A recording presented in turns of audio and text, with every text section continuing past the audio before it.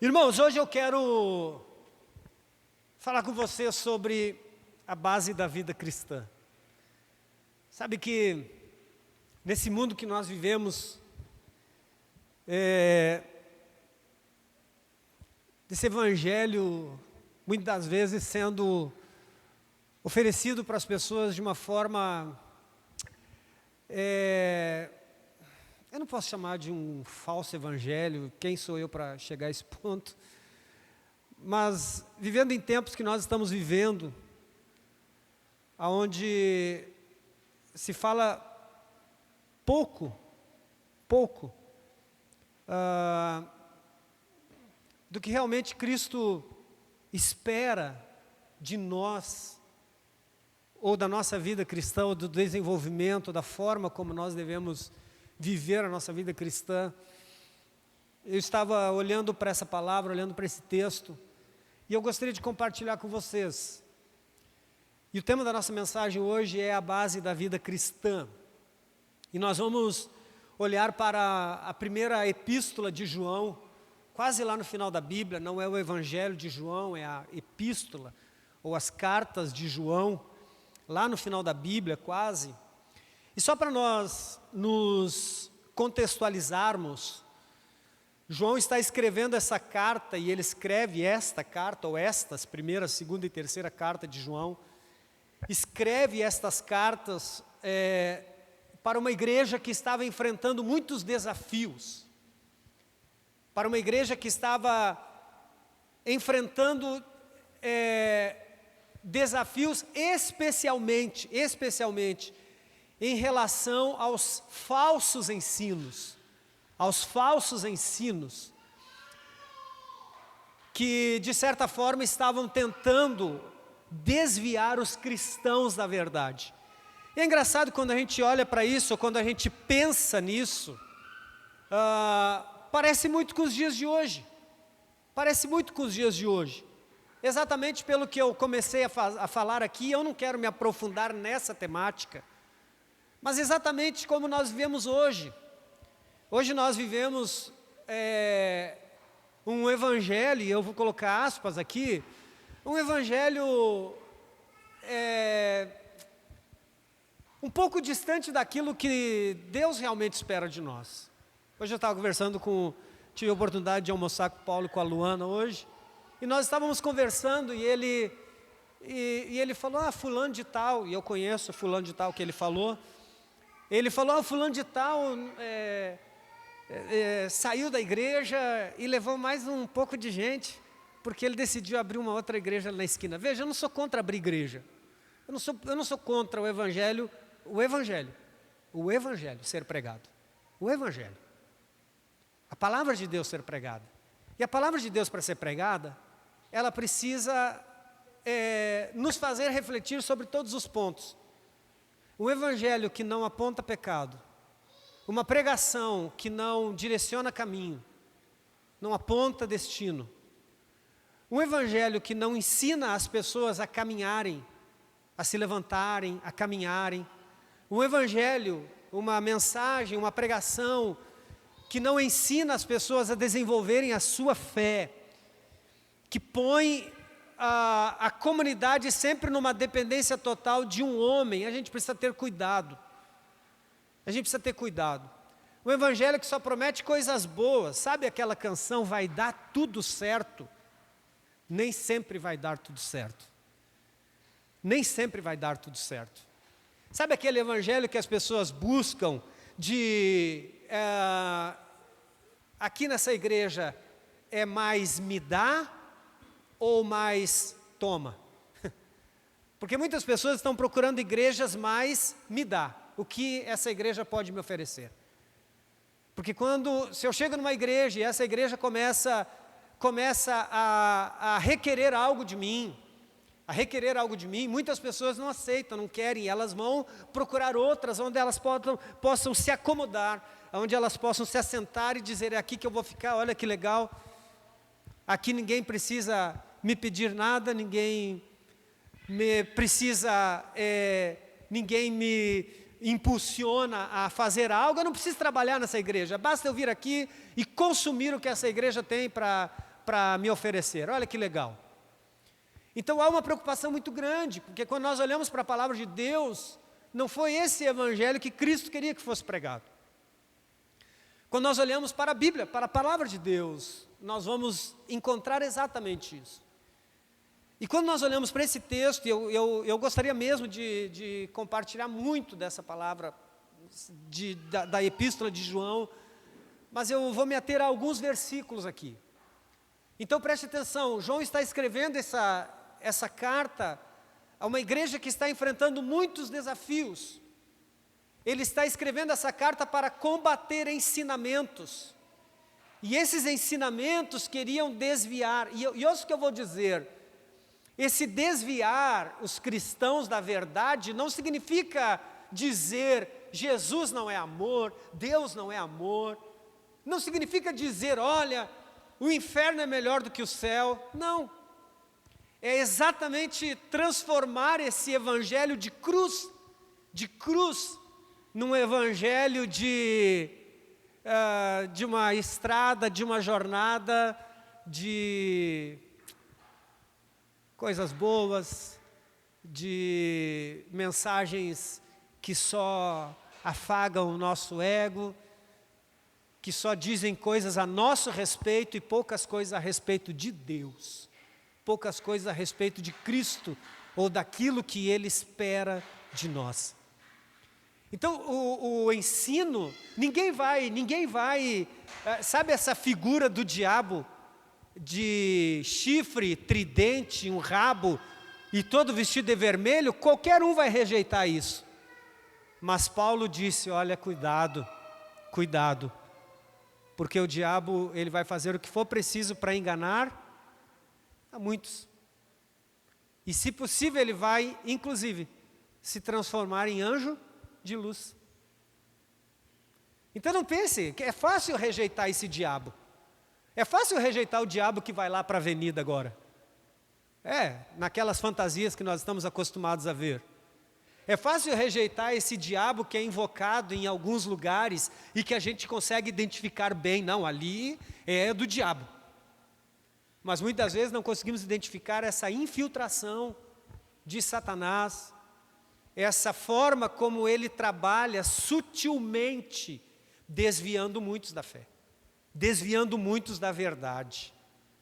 Porque se eu encontro o evangelho que diz que eu preciso tomar a minha cruz, negar a mim mesmo e seguir a Jesus, e eu encontro um outro evangelho que diz, tudo que você quiser, o cara lá de cima vai te dar, eu vou dizer, eu prefiro esse evangelho.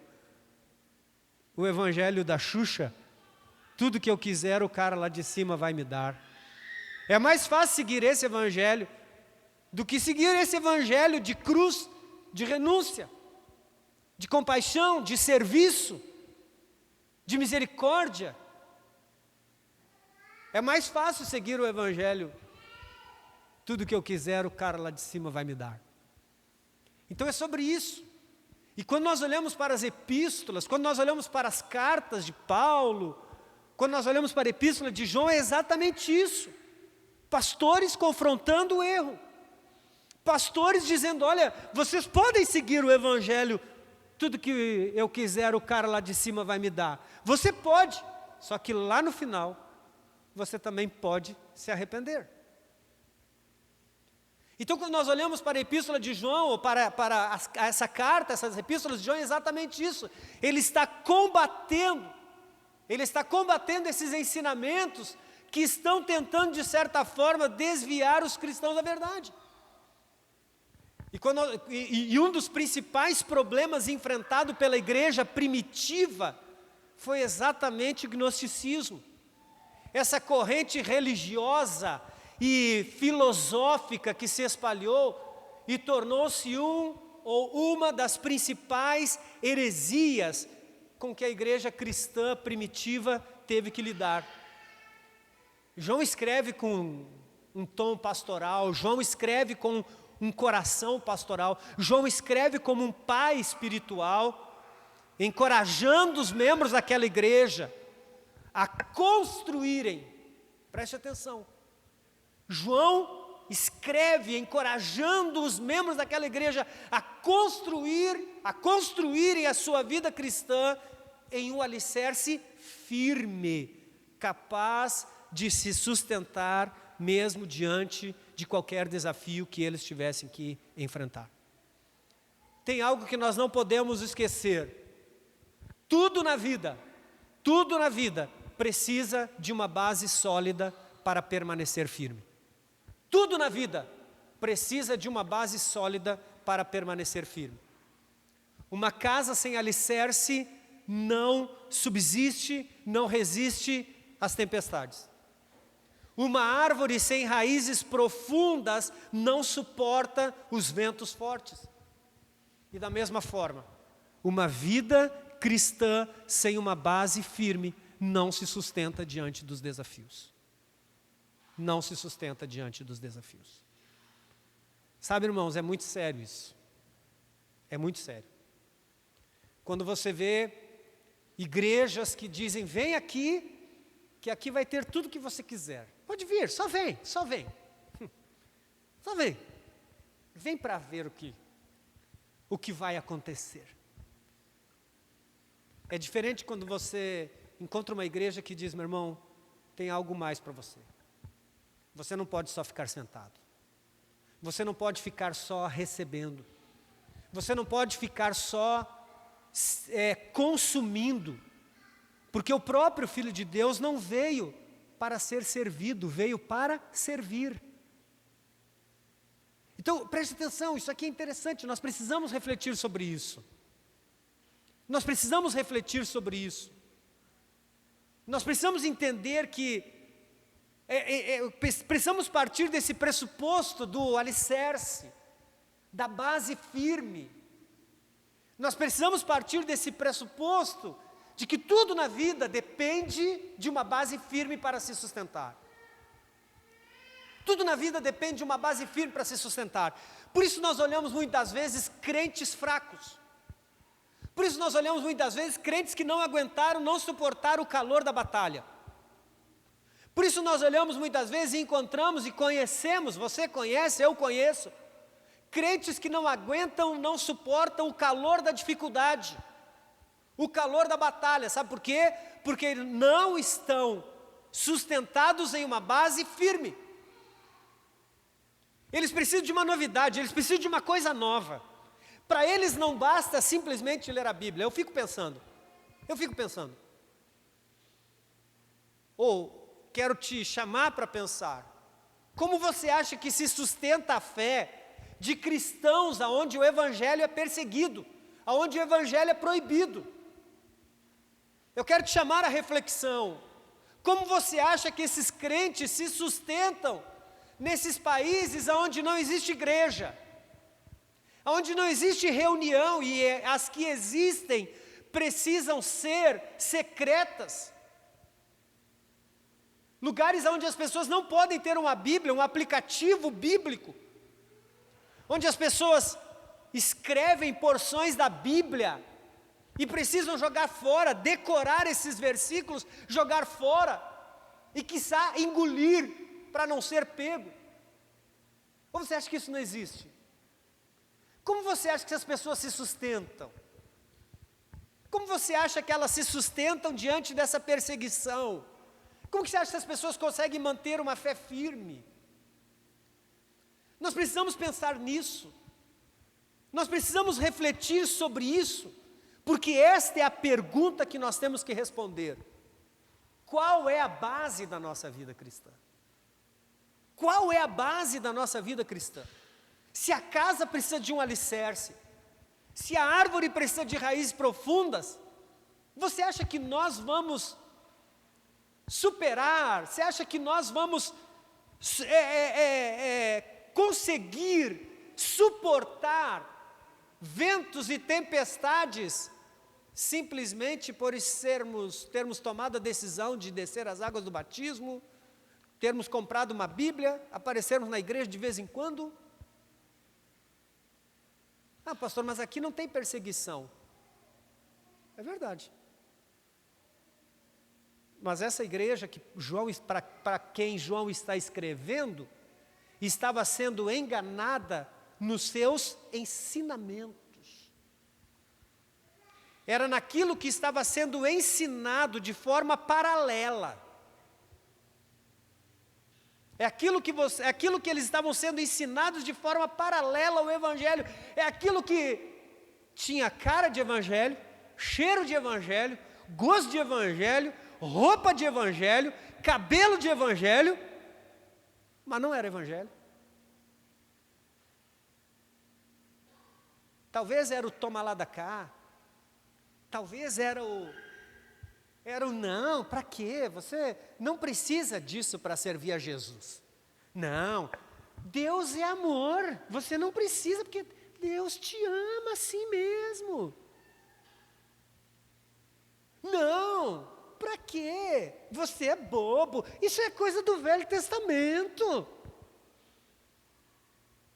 Sabe essa coisa sutil?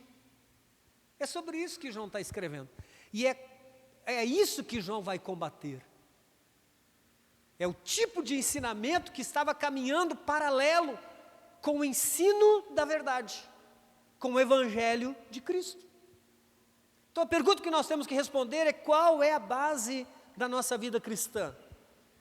Mais uma vez, nesse mundo de tantas ideias, onde tantas ideias são lançadas, onde tantas vozes tentam definir o que é certo e é errado, e isso aqui é interessante, porque para onde inclina o meu coração, não importa se o meu pastor da minha igreja local, que paga o preço, que ora, não importa se o pastor da minha igreja local, para quem eu vou recorrer na hora da dificuldade, na hora da luta, na hora do meu problema, não importa se ele está ensinando isso. Se o meu coração se inclina para um ensinamento contrário ao que ele está me dando, eu vou encontrar alguém lá no YouTube para aprovar e apoiar aquilo que eu acredito. E aí eu vou dizer: meu pastor não sabe de nada, porque quem sabe é o bispo, o apóstolo, o santo que Deus colocou lá no YouTube, que Deus colocou lá no Instagram. Esse sim está aí, ó. Não, na verdade você só está enganado, porque você só queria alguém que te desse o suporte, que apoiasse o teu pensamento, a tua ideia, que viesse de acordo com aquilo que já está formatado dentro de você. E como o seu pastor está comprometido com a verdade, você precisa de alguém que apoie exatamente a tua ideia. E tem gente que se orgulha ainda e diz: não, meu pastor não sabe de nada, quem sabe é aquele lá, olha lá, milhões de pessoas que ele tem de seguidor lá na internet. Olha lá o tamanho da igreja dele lá. Um dia eu conheci um rapaz, é conhecido de todos nós. Ele é totalmente contra o dízimo, totalmente, mas é fã do Luciano Subirá. Eu falo: meu Deus do céu, nunca vi tanta controvérsia. É controvérsia que fala, né? É, nunca vi. Porque o que mais Luciano Subirá ensina é sobre dízimo e oferta. O cara é contra, mas é fã do Luciano. Uma vez tirou até foto: encontrei o pastor Luciano Subirá no aeroporto. As pessoas nem sabem o que, não tem nem ideia do que... É de ficar impressionado. Então olha só, nesse mundo cheio de tantas ideias, onde tantas ideias são lançadas, onde tantas vozes tentam definir o que é certo e errado, meu irmão, presta atenção, é fundamental sabermos onde estamos construindo a nossa vida cristã. Infelizmente, alguns constroem a sua vida cristã na tradição religiosa. Eles nasceram na igreja, eles acostumaram com a igreja, e se você perguntar para eles, vai dizer assim: eu vou na igreja, eu me acostumei. Tem gente que diz assim: eu não saio porque já vivi a vida inteira lá na igreja, como é que eu vou sair agora? Por que eu vou sair agora? Olha que louco isso aqui. Outros constroem a sua igreja em um conjunto, a sua vida cristã em um conjunto de regras. Eu não faço isso, eu não faço aquilo, porque a igreja, porque isso, porque aquilo, num conjunto de regras. Ainda quem acha que a vida cristã se resume a frequentar uma igreja ou seguir um código moral. Eu tenho que ser bom, porque, presta atenção, mas é errado isso, pastor? É errado ir na igreja? É errado ter um código, uma conduta moral? Claro que não. Mas vamos olhar para João. Vamos entender o que João entende a respeito dessa base da vida cristã. 1 João capítulo 1, versículo 1 e 2. O que era desde o princípio, ele está falando de Jesus, o que era, aquele que era. O que era desde o princípio, o que ouvimos, o que vimos com os nossos próprios olhos, o que contemplamos e as nossas mãos apalparam a respeito do verbo da vida, Jesus. E a vida se manifestou e nós a vimos, e dela damos testemunho, e anunciamos a vocês a vida eterna que estava com o Pai e nos foi manifestada. A quem João começa escrevendo? João começa escrevendo a respeito de Jesus. Essa é a base da nossa vida cristã. A base da nossa vida cristã não é a nossa tradição religiosa. A base da nossa vida cristã não é seguir uma conduta, um código moral. A base da nossa vida cristã não é frequentar uma igreja, não é seguir um conjunto de regras.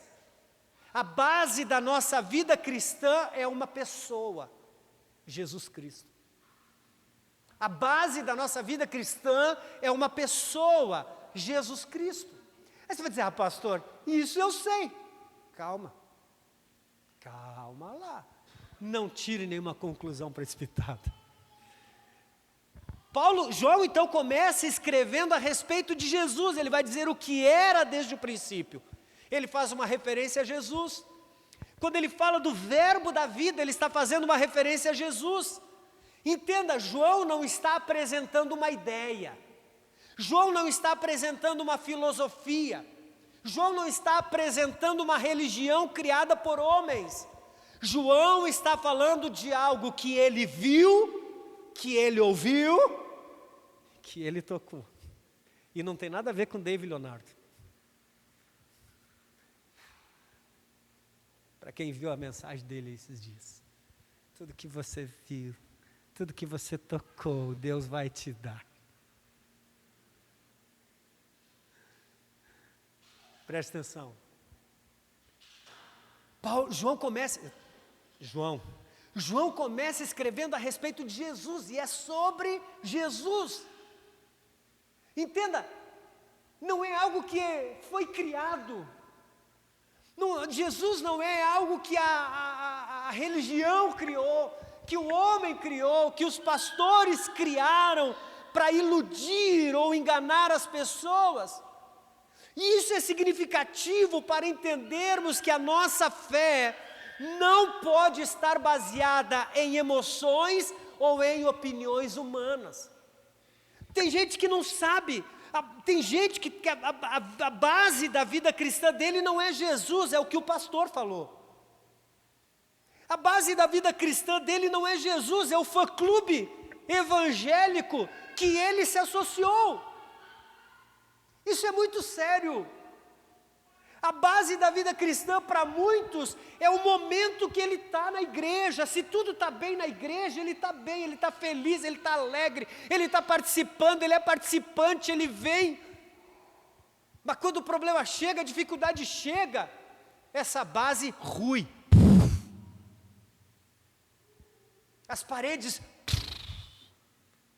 porque não existe base sólida. Não existe amizade na igreja que vai te manter firme. Não existe a boa igreja, a melhor igreja do mundo que vai te fazer feliz e que vai te manter firme. Não existe. A base da nossa vida cristã é Jesus. Eu sei, você vai dizer, pastor, mas eu sei que que a base da vida cristã é Jesus, mas porque muitas das vezes nós nos permitimos ser dirigidos pelas emoções. Porque muitas das vezes nos permitimos ser dirigidos pelas opiniões humanas. A dificuldade chega, o problema chega, a gente começa a esmurecer. Para aí, se Jesus é a base da minha vida cristã, e eu chego nessa igreja, ninguém olha na minha cara, todo mundo é antipático, todo mundo é nojento, todo mundo é qualquer coisa, não me importa, porque a base da minha vida cristã não é o que as pessoas pensam de mim, ou a forma como elas me tratam, é a vida que eu tenho em Cristo. A base da minha vida cristã é Jesus. É Jesus. Tem gente esperando coisas para se apoiar. Tem gente, eu conheço gente assim, eu não vou à igreja, porque na igreja é todo mundo falso. Eu falei, vai para o carnaval, lá todo mundo é verdadeiro, que inclusive precisa usar máscara. Pessoas que dizem que Jesus é a base da sua vida cristã, só dizem. Preste atenção, meu irmão, a nossa fé precisa estar baseada em Cristo. O Filho de Deus que veio ao mundo, viveu entre nós, morreu e ressuscitou. Pronto. Essa é a base da nossa vida cristã. Entenda, Jesus não é apresentado por João apenas como um mestre ou um profeta. Jesus é apresentado por João como a própria vida eterna que se manifestou entre nós. João está confirmando as palavras de Jesus. Ele está dizendo, Jesus é o único caminho para Deus. Entenda uma coisa, meus irmãos, o cristianismo não é sobre regras ou sobre doutrinas. As pessoas dizem, eu não vou para a igreja porque a igreja é cheia de regras. O cristianismo não é sobre regra. O cristianismo é sobre uma pessoa. E quando você conhece essa pessoa, as regras e as doutrinas que antes pareciam ser pesadas, agora se tornam leves. Quando você lê o mandamento de não matar, você sabe que não matar é só uma proteção para você mesmo. Quando você sabe que não adulterar, Deus não está te privando de um prazer. Ele não está te privando de um prazer, Ele está te colocando em proteção, porque o adultério mata. Pode levar pessoas à falência. É sobre isso. Quando nós entendemos que a base da vida cristã é uma pessoa, tudo que essa pessoa me diz, tudo que ela me diz, se torna para mim motivo de prazer e alegria. Por quê? Porque eu estou agradando aquele único. Não tem teu marido, teu pai, tua mãe, não tem ninguém nesse mundo que seja capaz de fazer o que Ele fez. Morrer por você na cruz, para perdoar os teus pecados e te levar à vida eterna. Entenda isso, meu irmão. Por isso a base da nossa vida cristã é uma pessoa. Por isso o cristianismo não é sobre regras, o cristianismo não é sobre doutrinas, o cristianismo é sobre uma pessoa, o cristianismo é sobre Jesus. Quando você olha para Jesus, todas as regras, todas as doutrinas, tudo à tua volta se tornam só motivo de prazer e de alegria. Como o servo da orelha furada, eu faço porque amo o meu Senhor. Agora você vai para a igreja, você não pode mais isso, não pode mais aquilo. Então tudo isso e tudo aquilo são só prazeres momentâneos. Dura uma noite, 2, 4, 7.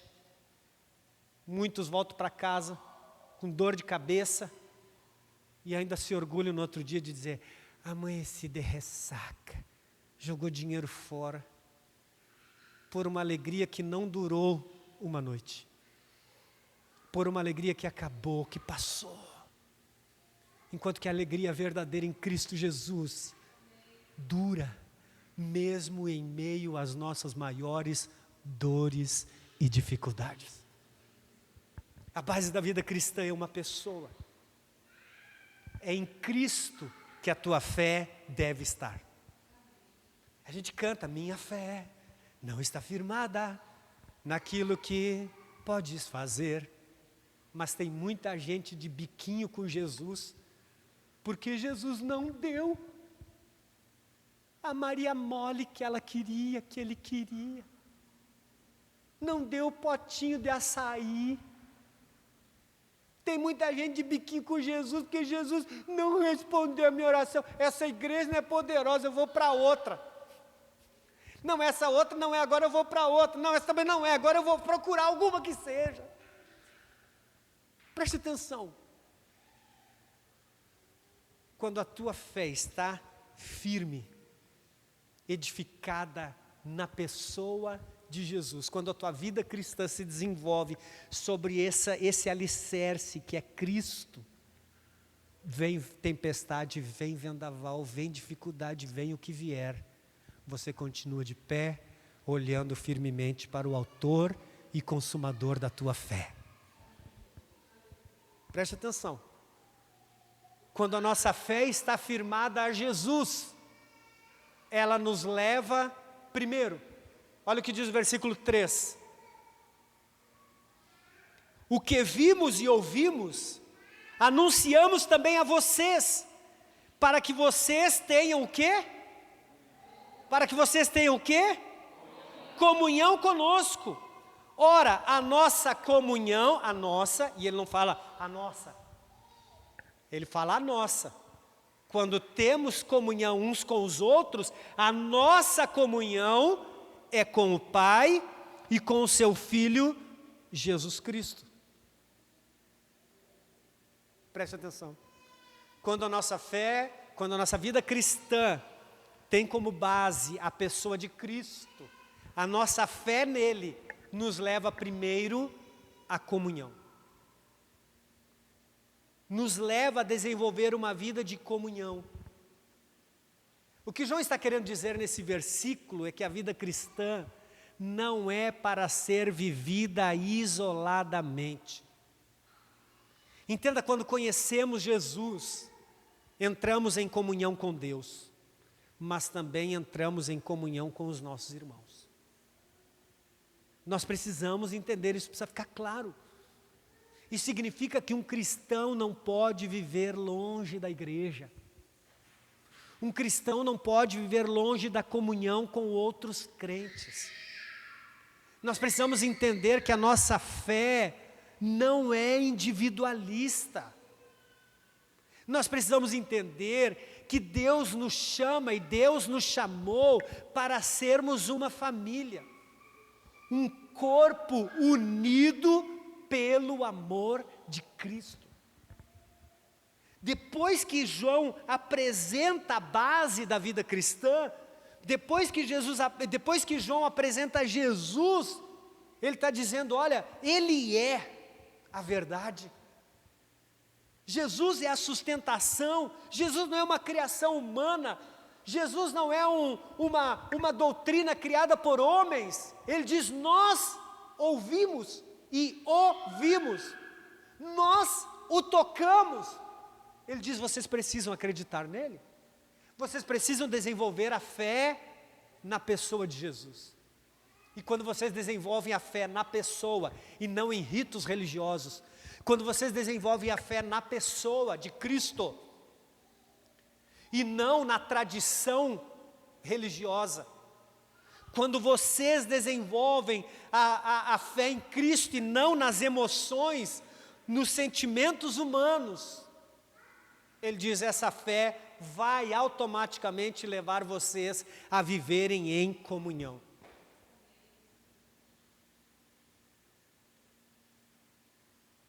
Quem gosta de estar em família, levante sua mão. Ok. Te apresento a família. As únicas duas instituições que Deus criou, a família biológica e a família espiritual.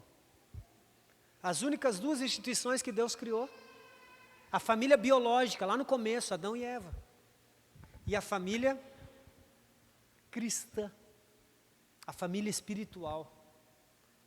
Quando de todos os povos Deus fez, coisa extraordinária. E nós precisamos amar estar em família. E eu perguntei da família biológica, e todos nós gostamos. Amamos estar com a nossa família biológica. Mas o sentimento tem que ser o mesmo no que diz respeito à família espiritual. Talvez você diga, pastor, mas eu gosto. Irmão, quem gosta está perto. Quem gosta está junto. Eu e minha esposa, juntos, já realizamos muitos sonhos. Juntos, muitos sonhos materiais. Muitas conquistas materiais, nós conquistamos juntos. E não tem prazer maior do que poder celebrar conquistas juntos, que pagamos o preço juntos. Conquistamos juntos. Entenda, esse é o valor de família. Eu entrar dentro da minha casa, sentar lá um pouco o dia inteiro, sair de casa, voltar no outro dia, não me faz família.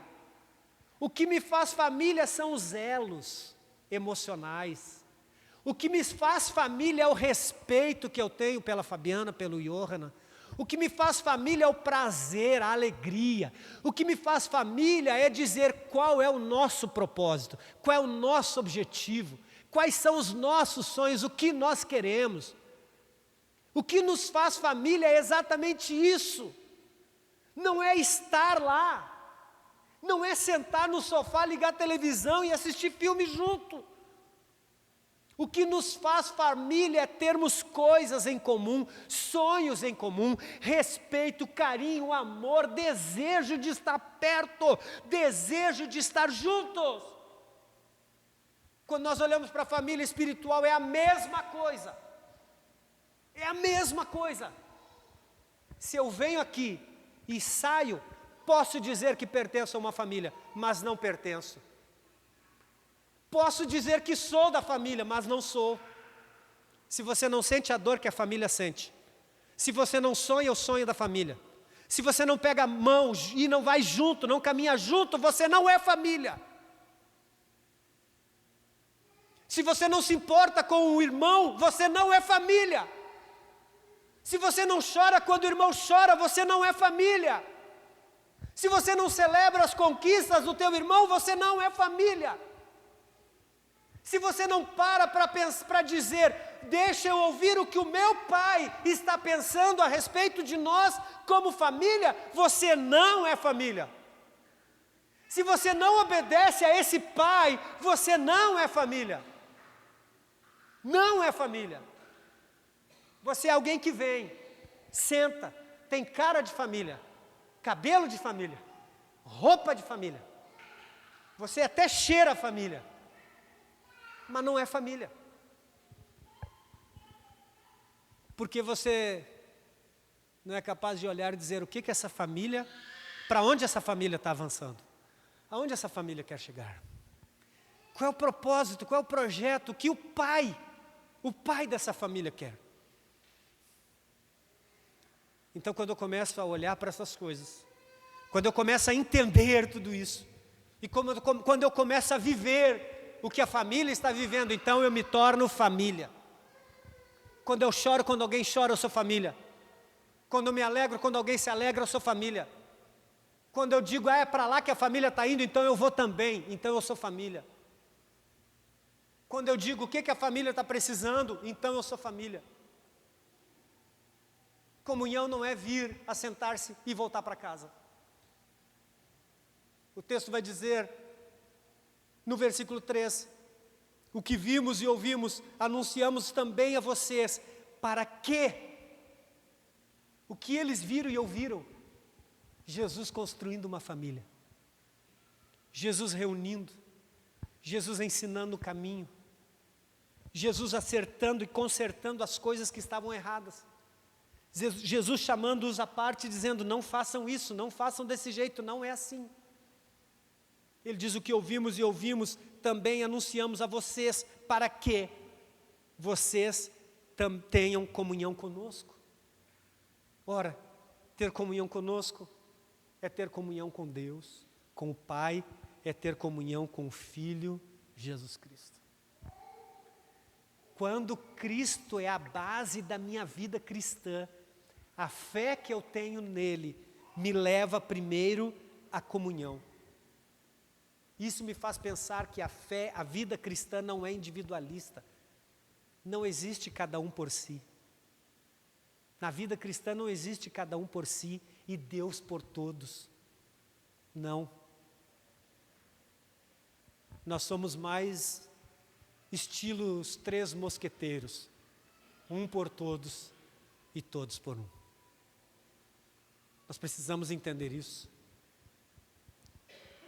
Aquele que vive em comunhão com Deus, obedece a sua palavra.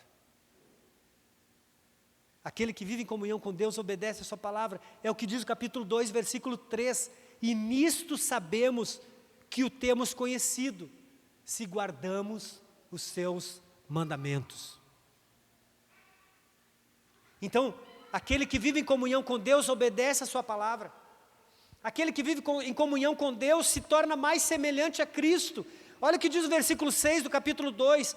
Quem diz que permanece nele, esse também deve andar assim como ele andou, fazer o que ele fez, ser semelhante a Cristo. Nós precisamos fazer uma reflexão. Eu me pareço com Cristo? Eu ando nos passos de Jesus? Eu sou misericordioso, compassivo, amoroso, perdoador. Eu tenho compromisso com o reino. É isso que me faz ser semelhante a Cristo. Versículo 10 do capítulo 2. Olha o que diz a primeira parte do versículo. Quem ama o seu irmão permanece na luz. Então preste atenção, aquele que vive em comunhão com Deus, obedece a sua palavra, se torna semelhante a Cristo, vive em amor.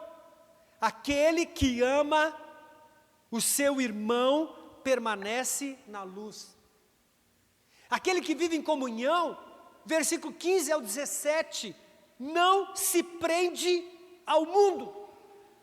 Olha o que diz o 15, não amem o mundo, nem as coisas que há no mundo. Se alguém ama o mundo, o amor do Pai não está nele. Não sei o que estou dizendo. Porque tudo o que há no mundo, os desejos da carne, os desejos dos olhos e a soberba da vida não procede do Pai, mas procede do mundo. Ora, o mundo passa. O mundo passa, bem como os seus desejos. Mas aquele que faz a vontade de Deus permanece para sempre.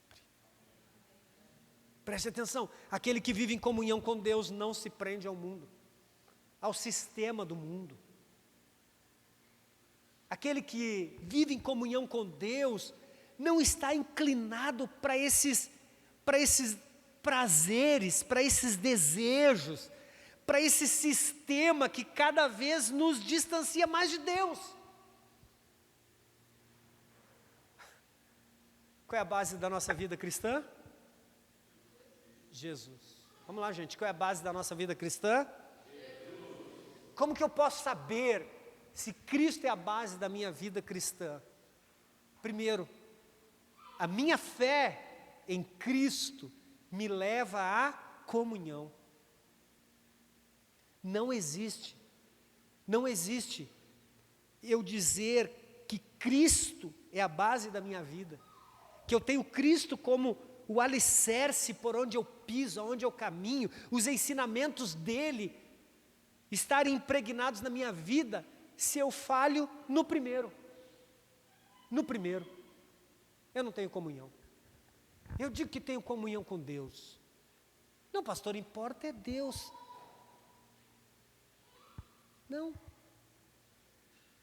O texto está falando de comunhão uns com os outros. E ele diz, essa comunhão uns com os outros se reflete na nossa comunhão com Deus, com o Pai e com o Filho, Jesus Cristo. Preste atenção, quando a nossa fé está afirmada em Jesus, essa fé nos leva, versículo 5, a andar na luz. Olha o que diz o versículo 5. A mensagem que dele ouvimos e que anunciamos a vocês é esta: Deus é luz, e nele não há treva nenhuma. Primeiro, quando a nossa fé está firmada em Jesus, essa fé nos leva à comunhão uns com os outros. Não tem. Não adianta, pode bater o pé. Pode bater o pé. Nós estamos falando de comunhão, de desejo, de assentar-se à mesa, de participar das coisas, sabe, da intimidade, do relacionamento. Então, se nós estamos falhos nisso, com os nossos irmãos e com Deus, se Deus para nós, Jesus para nós é só aquela fuga, aquele escape, né? Tem gente que lembra de Jesus quando a coisa está feia. Então, sinto de dizer que a comunhão passou longe. Quando a nossa fé está firmada em Jesus, essa fé nos leva a andar na luz. Jesus está dizendo que não, presta atenção, não existe comunhão com Deus sem santidade. O escritor aos Hebreus vai dizer que sem santidade ou sem santificação, ninguém verá o Senhor. Então presta atenção, não existe comunhão com Deus sem santidade. Está vendo que uma coisa está ligada à outra? Se Deus é luz, então quem anda com Deus deve andar na luz. Isso não quer dizer que nós nunca vamos pecar, mas que não podemos viver na prática do pecado. Quando erramos ou quando pecamos, devemos correr para Deus. Devemos nos arrepender de todo o coração e devemos buscar andar na luz novamente. Quais são os sinais, os sintomas daqueles que não andam na luz? Versículo 6 e versículo 7.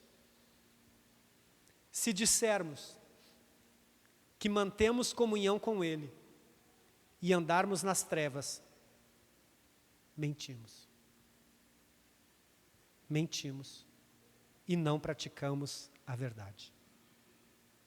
Se andarmos na luz como Ele está na luz, mantemos comunhão uns com os outros, e o sangue de Jesus, seu Filho, nos purifica de todo pecado. Meu Deus. Andar na luz, aquele que anda na luz, não vive uma vida de mentira. Preste atenção. O que João está fazendo aqui é denunciar ou denunciando a hipocrisia. O crente parece, mas não é. O crente parece, mas não é. Dizer que somos de Deus, mas vivermos na prática do pecado. Isso é muito sério. Isso é muito sério. E, infelizmente, dentro das igrejas, ou isso é muito sério porque, infelizmente, muitos dentro das igrejas dizem que são cristãos, mas continuam vivendo no erro, escondendo pecados e dando mau testemunho. E preste atenção, viver no erro, o grande problema de viver nos seus pecados ocultos, nem é o mau testemunho, é o mal que se faz a si próprio. O que João está fazendo é denunciando pecados, denunciando a hipocrisia. Ele está dizendo: vocês são hipócritas, não pode ser. Se você diz que anda na luz, você não pode não ter comunhão com seu irmão.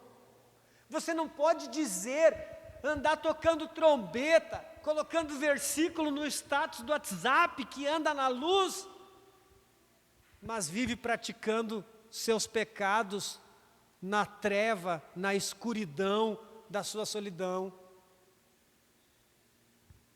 Olha o que João vai dizer. Aquele que anda na luz não vive uma vida de mentira. Ou é ou não é. E se não é, precisa ser, bota a boca no pó, vai chorar, vai jejuar, vai se arrepender, vai alinhar o seu caminho, vai se submeter à vontade de Deus. Não é, eu não consigo mesmo, vou me jogar. Não, eu não consigo, então eu vou me humilhar cada vez mais, eu vou buscar a Deus cada dia mais, eu vou me arrepender cada dia mais, vou reconhecer meus pecados, e ao invés de eu andar mais para o lado das trevas, eu vou me aproximar mais da luz, para que esses pecados em mim que estão escondidos venham à tona, para que eu possa reconhecê-los e admiti-los diante de Deus. Nós precisamos entender isso. Olha o que diz o versículo 8: se dissermos que não temos pecado nenhum, a nós mesmos enganamos, e a verdade não está em nós. Mas se confessarmos os nossos pecados, Ele é fiel e justo para nos perdoar os pecados e nos purificar de toda a injustiça.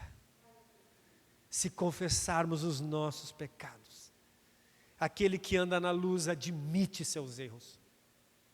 Aquele que anda na luz admite seus pecados, ou seja, vive uma vida transparente diante de Deus e dos irmãos, reconhecendo e buscando completamente o perdão de Deus. Sabe o que é andar na luz? Andar na luz significa viver uma vida coerente com a sua fé. Isso é andar na luz. Eu quero encerrar dizendo que se você deseja andar na luz, você não pode esconder os seus pecados. Tem gente que quer esconder de si mesmo, é a hipocrisia. Ele quer dizer para ele mesmo que está tudo bem, enquanto ele sabe que não está. Ela sabe que não está. Mas ele quer se convencer para tentar convencer a Deus de que está tudo bem. Mas não funciona, porque Deus é luz. E na luz, tudo se vê. Na luz, tudo se vê. Eu sei quem está de verde, quem está de vermelho, quem está de preto, quem está de branco. Aqui, ó, com luz eu consigo ver aonde vocês estão. Porque na luz tudo fica às claras, visível. Agora, se desligar todas as luzes aqui, vocês mudarem de lugar, eu não sei mais nada. Então presta atenção, se você deseja andar na luz, não esconda os seus pecados. É óbvio, não esconda os seus pecados de você mesmo.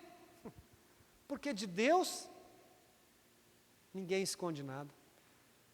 Ninguém esconde nada. Você pode esconder dos outros, ou pode esconder de você mesmo.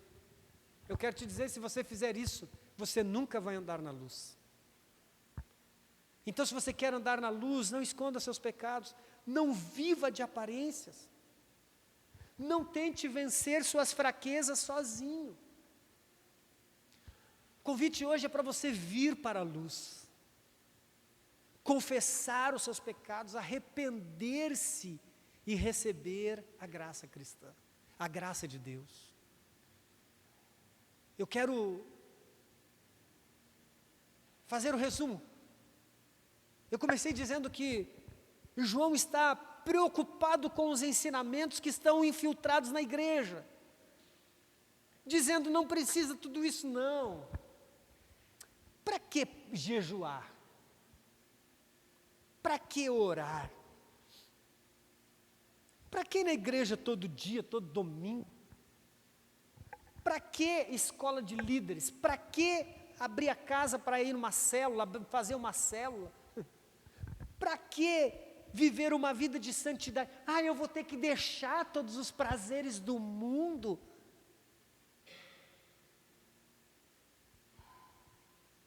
Porque todos eles são passageiros.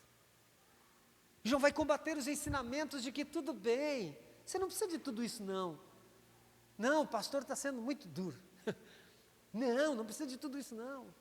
João, para combater isso, João começa apresentando, olha aqui, ó, se a vida de vocês não estiver alicerçada em Cristo, não adianta a tradição religiosa, não adianta você seguir em regras.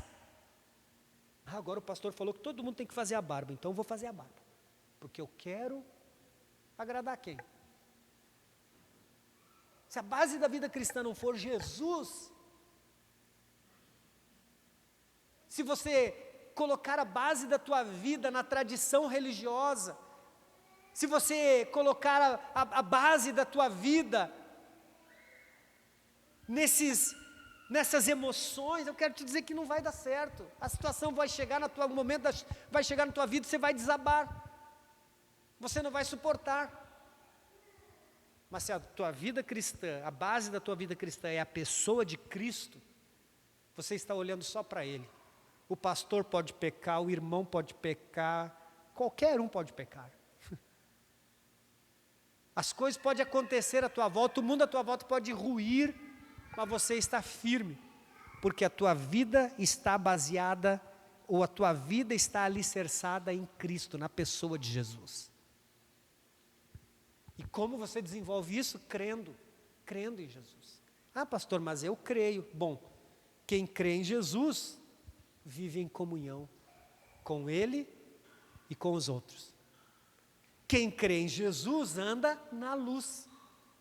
E andar na luz é exatamente isso. É se permitir viver uma vida de verdade e não de mentira. A vida cristã não começa com regras. A vida cristã começa com um relacionamento com Jesus, que nos leva à comunhão e à santidade. Uma vida cristã que não está comprometida com Cristo precisa ser analisada.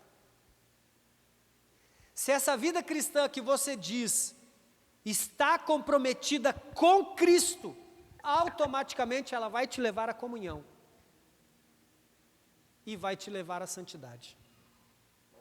Então presta atenção.